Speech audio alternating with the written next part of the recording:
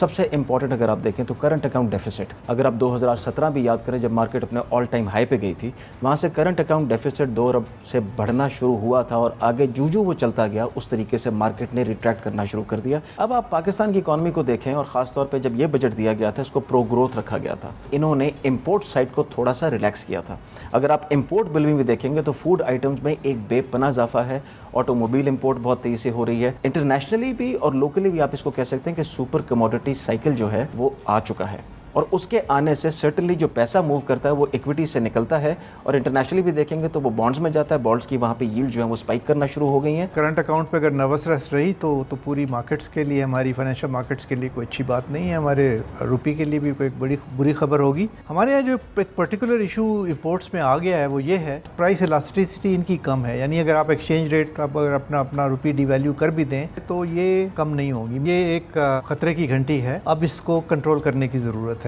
Government के लिए एक बहुत बड़ा दो डायलेमा है, इंपोर्ट्स को कंट्रोल करते हैं तो जाहिर है फिर उनकी टैक्स कलेक्शन भी कम होती है। अगर वो ग्रोथ को कॉम्प्रोमाइज़ करते हैं, जाहिर है ये इंपोर्ट्स जो हैं इसमें से कुछ ऐसी भी होंगी जो कि एक्सपोर्ट्स में भी यूज़ होती हैं, तो गवर्नमेंट बड़े इस वक्त एक मुश्किल मरहले